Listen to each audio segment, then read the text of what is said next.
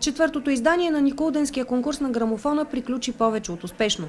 Представяме ви победителите и така отправяме предизвикателство към майсторите на перото за петото издание на нашия конкурс. Здравейте! От името на МОЛ Бургас Плаза бих искала много да ви благодаря за това красиво нещо, което сте написал. Мисля, че всички са го оценили и сърдечно ви благодаря за това, че допринасяте за грамотността и креативността на хората в нашия роден град. Безспорният победител тази година е Шаболовия кой на Динко Динев. Разказът е по действителен случай за смъртта на 3 рибари от Обзор. Поздравяваме всички хора от Обзор, които много харесаха разказа и ме направиха наистина много щастлив.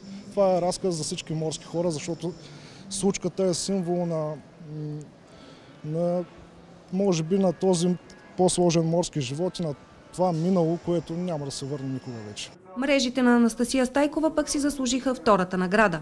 Нейният разказ се е появил на бял свят почти на шега. Всъщност си почивах, в паузата пишейки нещо друго, си почивах с този разказ. Анастасия обаче има амбицията да премери сили с останалите автори и в следващото издание на конкурса. Този прекрасен конкурс, който от няколко години сайта Грамофона с съдействието на бургазли и на обществеността създава една добра атмосфера, духа на града, поддържа се наистина традициите и творчеството. Третата награда в тазгодишното издание замина за София. Лошата шега на Рада Видьова беше оценена по достоинство и намери място в призовата тройка. Конкурсът на Грамофона.com за написването на рибарска история започна преди 4 години.